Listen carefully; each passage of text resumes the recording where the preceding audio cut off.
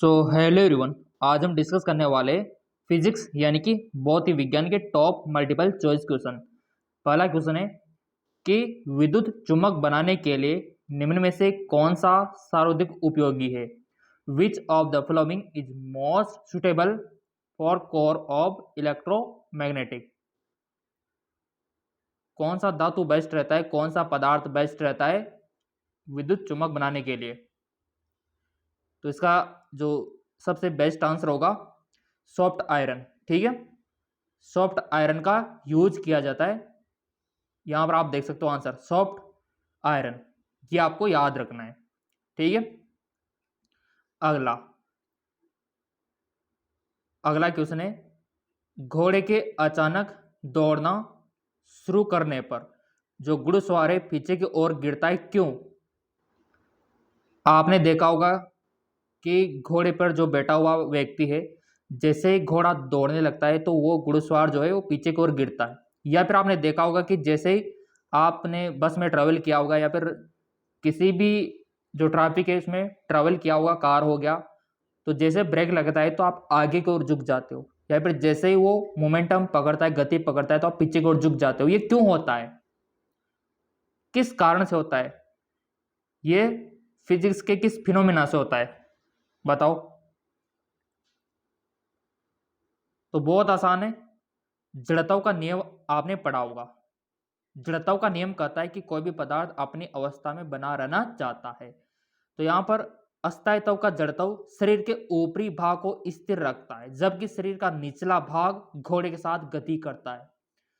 तो घोड़े के साथ निचला भाग गति कर रहा है, जबकि ऊपरला स्थिर है, तो रुकेगा तो ऑटोमेटिक आपको पता है सही कि नीचे का तो गति है, ऊपर का ठहरा हुआ है, तो इसी कारण से हम झुकते हैं।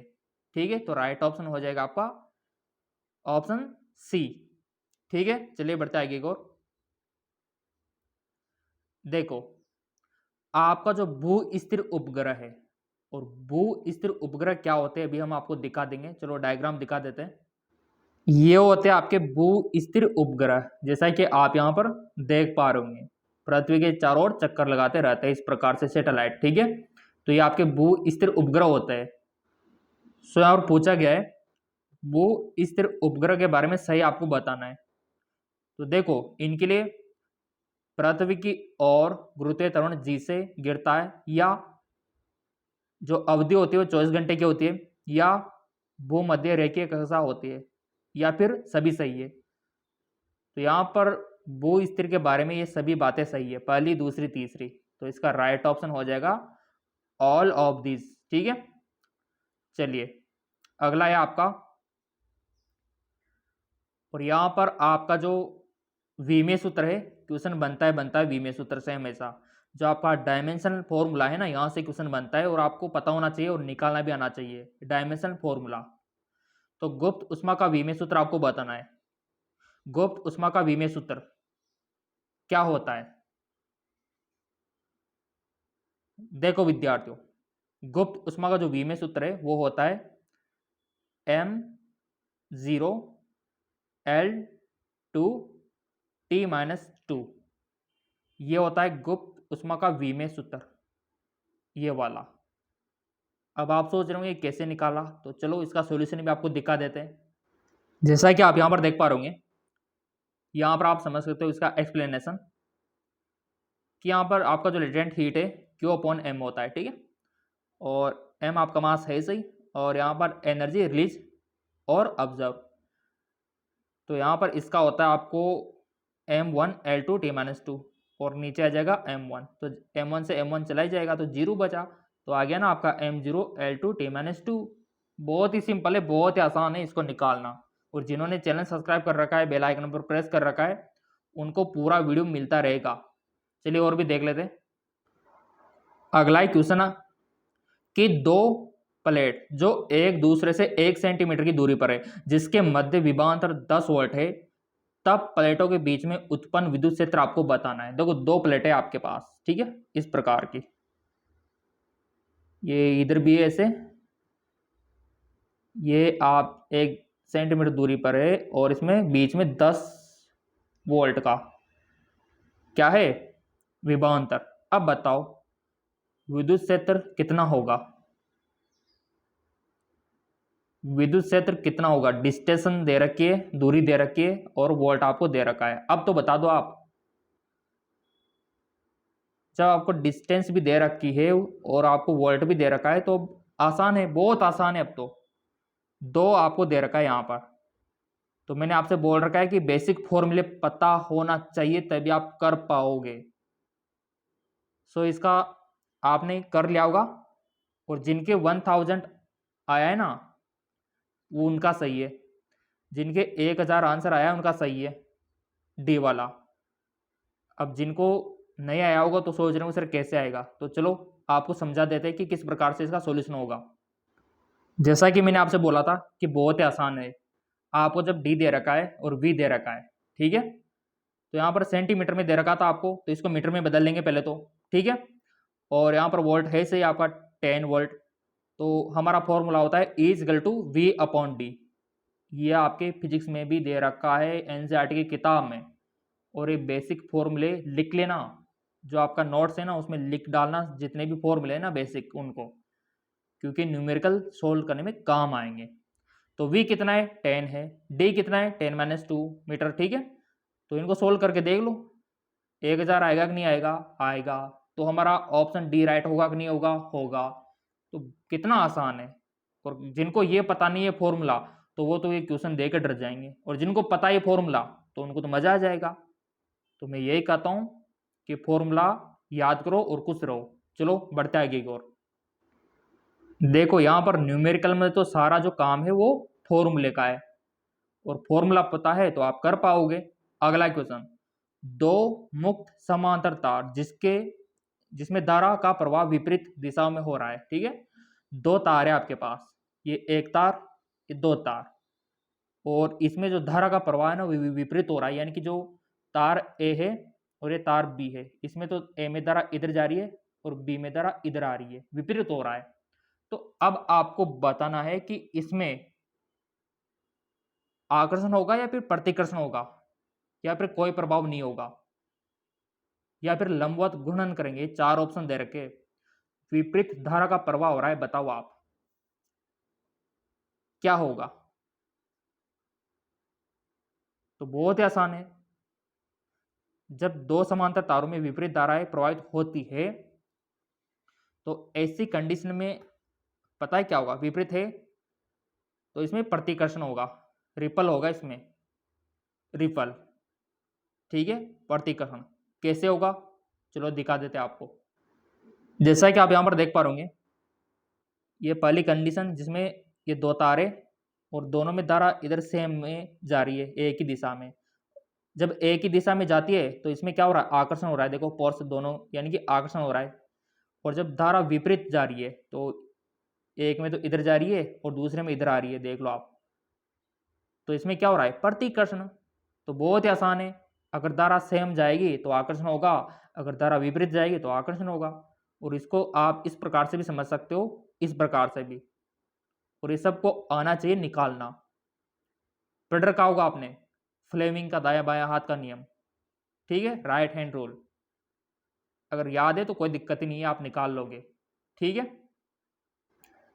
तो इसीलिए आपको याद रखना है कि अगर धारा विपरीत बह रही है तो उसमें क्या होगा, प्रतिकर्षण। अगर धारा सेम बह रही है तो उसमें क्या होगा, आकर्षण। तो दो कंडीशन आपको याद रखनी है, ठीक है। चलो बढ़ते आगे की ओर, थोड़ा सा स्क्रॉल डाउन हम कर लेते हैं। यदि किसी बल्ब में प्रवाहित धारा का मान 1% कम हो जाए तो उसकी शक्ति में कमी आपको बतानी है। यदि किसी बल्ब में प्रवाहित धारा का मान 1% कम हो जाए तो शक्ति पर क्या इफेक्ट पड़ेगा, उसकी शक्ति में कमी कितनी होगी, 1%, 2%, 4%, करके देख लो, करके देख लो आप, 1% कमी करके देख लेना आप। चाहे तो वीडियो को पॉज कर सकते हो और रब पे आप कर सकते हो। तो आई होप आपने किया होगा। तो हमारा आंसर आया यहाँ पर 2% की कमी, और आपका क्या आया आप कमेंट करके भी बता सकते हो। अब जिनको नहीं आया होगा तो सोच रहे होंगे सर 2% की कमी कैसे आएगी, तो चलो मैं समझा देता हूँ आपको। तो ये लीजिए, हमने जो कर रखा है आपको दिखा दिया।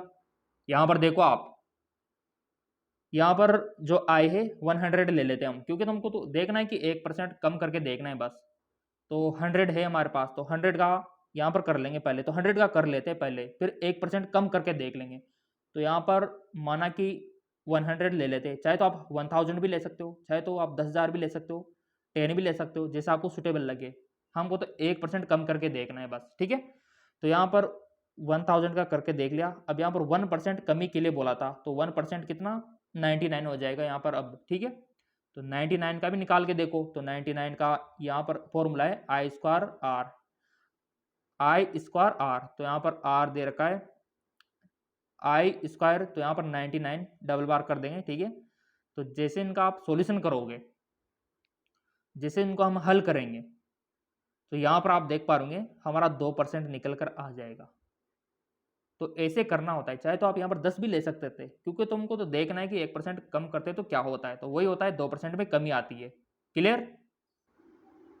तो यहाँ पर हमने करके देखा, अगर आप धारा का मान 1% कम करोगे तो शक्ति में 2% की कमी आएगी, याद रखना, ठीक है।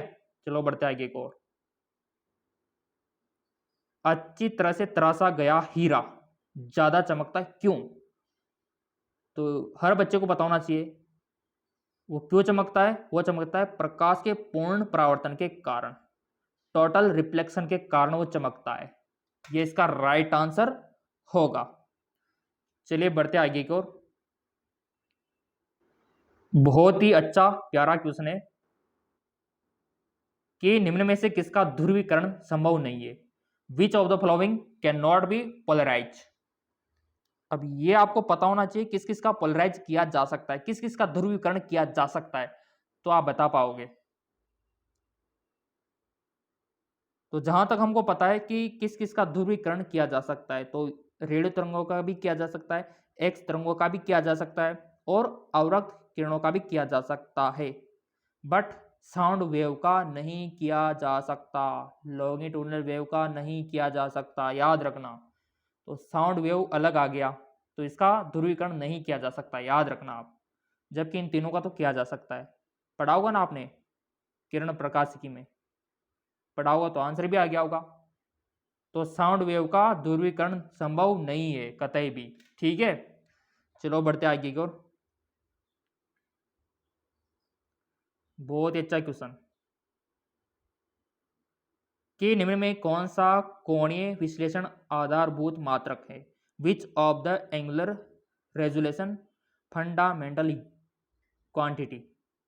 मात्रक आपको बताना है। कोणीय विश्लेषण आधारभूत मात्रक हर बच्चे को पता है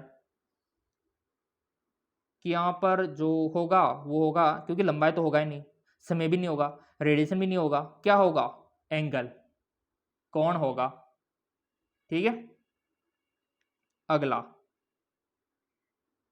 एक स्थिर आवेश उत्पन्न करता है, क्या करता है। कोई आवेश स्थिर है एक जगह पर, वो क्या उत्पन्न करता है, और साथ में ये भी पता होना चाहिए कि अगर वो गतिशील है तो क्या उत्पन्न करता है। दोनों कंडीशन पता है तो आप कर दोगे। तो एक स्थिर आवेश क्या उत्पन्न करता है, केवल विद्युत क्षेत्र उत्पन्न कर सकता है। क्या कर सकता है, इलेक्ट्रिक फील्ड उत्पन्न कर सकता है अगर आवेश स्थिर है। तो अगर मान लो आवेश गतिशील है, जैसे मान लो किसी तार में धारा बह रही है, क्योंकि उनको गति मिल गई तो वो चुंबकीय क्षेत्र उत्पन्न करेंगे। फिर अगर गतिमान है तो चुंबकीय क्षेत्र करना है, अगर स्थिर है तो विद्युत क्षेत्र आपको करना है, सिंपल। तो यहाँ पर स्थिर के बारे में पूछा गया है, तो हमारा राइट ऑप्शन क्या होगा, विद्युत क्षेत्र हमारा राइट ऑप्शन हो जाएगा। यहाँ पर भी आप देख सकते हो ये दोनों आवेश यहाँ पर स्थिर है, ठीक है। तो यहाँ पर पॉजिटिव देख सकते हो विद्युत क्षेत्र उत्पन्न कर रहा है, और ये नेगेटिव चार्ज भी कर रहा है। दोनों में फर्क है डायरेक्शन का, ठीक है। पॉजिटिव में इस प्रकार से होगा और नेगेटिव में इस प्रकार से होगा डायरेक्शन। और यहाँ पर यह है गतिशील, यानी कि किसी चालक में विद्युत धारा प्रवाहित है तो इसके चारों ओर क्या उत्पन्न होगा, चुंबकीय क्षेत्र, क्योंकि यहाँ पर गतिशील है, ठीक है। तो ये आपको याद रखना है। अगला है आपका 1 AMU किसके बराबर होता है। यहां पर जो ऑप्शन दे रखे उसके अनुसार आपको बताना होगा 1 MU किसके बराबर होता है। 1 AMU किसके बराबर होता है, तो बहुत आसान है। यहाँ पर जो हमारा लगभग आंसर सही होगा वो होगा 1.66 इंटू 10⁻⁻27 किलोग्राम। और ये कहाँ पर दे रखा है? ये दे रखा है डी में। डी में दे रखा है तो डी आंसर सही होगा, सिंपल सी बात है। तो इस प्रकार आपका जो आंसर होगा डी वाला होगा। क्लियर? अगला, चौक कुंडली में संग्रहित ऊर्जा किस प्रकार की होती है? जो आपकी चौक कॉइल है ना, उसमें किस प्रकार की ऊर्जा संग्रहित रहती है? ऑप्शन है हीट, इलेक्ट्रिकल, मैग्नेटिक या फिर इलेक्ट्रोमैग्नेटिक। बताओ, चौक कुंडली में किस प्रकार की ऊर्जा संग्रहित रहती है? तो उसमें रहती है आपकी चुंबकीय ऊर्जा। क्या रहती है? मैग्नेटिक एनर्जी में संग्रहित रहती है। और चौक कुंडली क्या होती है पता नहीं है तो चलो मैं दिखा देता हूं। ये होती है आपकी चौक कुंडली। ये होती है आपकी चौक कुंडली। घर पे भी आप बना सकते हो चाहो तो। इस प्रकार की चौक कुंडली, जिसमें कौन सी ऊर्जा स्टोर रहती है? चुंबकीय ऊर्जा। तो हमारा आंसर क्या होगा? Magnetic energy. ठीक है। अगला है कि ओजोन परत अवशोषित करती है। किसको अवशोषित करती है ओजोन परत? ये चार ऑप्शन है, infrared, microwave, radio wave, ultraviolet. तो विद्यार्थियों, वो अवशोषित करती है अल्ट्रावायलेट को ओनली। ठीक है। पराबैंगनी विकिरणों को अवशोषित कर लेती है, जो कि हमारे लिए बहुत ही लाभदायक है अवशोषित करना। अगर अवशोषित नहीं करेगी तो ये पराबैंगनी किरणें हमारे पास आ जाएगी और ये बहुत ही हानिकारक साबित हो सकती है पराबैंगनी किरणें। तो आपने देखा होगा कि जहाँ पर आप धूप में निकलते हो, जहाँ पर आपने कपड़े नहीं पहने होते, जैसे कि आपने देखा होगा आपके हाथों में ब्लैक ब्लैक हो जाता है ना, सांवलापन हो जाता है, क्योंकि वो पराबैंगनी किरणों के कारण होती है। क्योंकि आपको पता है कि ओजोन को हानि पहुंच चुकी है और कुछ ना कुछ पराबैंगनी किरणें आ रही है। ठीक है। तो पराबैंगनी किरणों को ये क्या करती है? अवशोषित। जैसा कि आप यहाँ पर देख पा रहे होंगे, ये पूरा आपका है, ये आपका ट्रोपोस्फीयर होता है, फिर ओजोन होता है, फिर ये स्ट्रेटोस्फीयर होता है। ठीक है। ये इधर सूर्य से आती है किरणें। ठीक है। तो ये ओजोन परत सुरक्षा कवच है एक प्रकार से, ये रोक लेती है इनको। क्लियर? चलिए, अगला है आपका विशिष्ट ऊष्मा का एसआई मात्रक। आपको बताना है विशिष्ट ऊष्मा का एसआई मात्रक। विशिष्ट ऊष्मा का एसआई मात्रक क्या होता है? तो बहुत सिंपल है, इसका होता है आपका जूल, किलोग्राम, केल्विन। और ये दे रखा है ऑप्शन डी में, जूल, किलोग्राम, केल्विन क्या होता है? विशिष्ट ऊष्मा का एसआई मात्रक होता है। तो राइट ऑप्शन हमारा डी हो जाएगा। अगला है एक प्रोटॉन जिसकी आवृत्ति न्यू है, तो इसका संवेग आपको बताना है। प्रोटॉन की आवृत्ति दे रखी है, तो इसका संवेग बताओ कितना होगा, तुरंत बताओ। चाहे तो आप वीडियो को पॉज कर सकते हो और रफ पे करके बता सकते हो। ये चार ऑप्शन है आपके सामने, चारों में से कौन सा सही होगा? तो बहुत ही आसान है, एक प्रोटॉन जिसका आवर्ती यहाँ पर न्यू है, तो इसका संवेग होगा, तो सिंपल है, h/c। अब जिनको समझ में नहीं आया उनको तो समझाना पड़ेगा, उनको तो एक्सप्लेन यहाँ पर करना पड़ेगा। तो चलिए मैं समझा देता हूँ कि इसका आंसर h/c कैसे होगा। ऑप्शन बी इसका राइट ऑप्शन होगा। जैसा कि आप यहाँ पर देख पा रहे होंगे, पूरा देख लो आप, यहाँ पर दिख रहा है, पता है ना आपको, मोमेंटम। ठीक है। और आप ये भी जानते हो सी का बारे में, प्रकाश की स्पीड। ठीक है। तो जब इनको आप सॉल्यूशन करोगे, लैम्डा क्या है? वेवलेंथ। ठीक है। और यहाँ पर ये प्लांक कांस्टेंट है सही। तो जब आप इसको सोल्व करोगे तो आपका निकल कर क्या आएगा? h/c। तो इसीलिए हमारा आंसर क्या हुआ? ऑप्शन बी वाला, h/c। क्लियर? चाहे तो स्क्रीनशॉट भी ले सकते हो आप, और टेलीग्राम फॉलो कर रखा होगा तो वहां पर सेंड हम कर देंगे पूरा का पूरा पीडीएफ, डायग्राम और पूरा सब कुछ। अगला है आपका गामा किरणें है। गामा किरणें है, बताओ गामा किरणें क्या है? ऑप्शन है एकल आवेशित परमाणु गैस, हीलियम के नाभिक, तीव्र गति इलेक्ट्रॉन, विद्युत चुंबकीय तरंगे। बताओ क्या है? तो बहुत आसान है, गामा किरणें आपकी इलेक्ट्रोमैग्नेटिक वेव यानी कि विद्युत चुंबकीय तरंगे। और आपको पता है कि विद्युत चुंबकीय तरंगों के लिए गति के लिए या फिर गमन करने के लिए किसी भी माध्यम की आवश्यकता नहीं होती है, ये भी याद रखना। ठीक है। और यहाँ पर अगर आपको PDF चाहिए, लाइव क्लासेस चाहिए तो MKS अकेडमी ऐप को डाउनलोड कर लेना और टेलीग्राम को फॉलो कर लेना, लिंक डिस्क्रिप्शन में दे रखा है।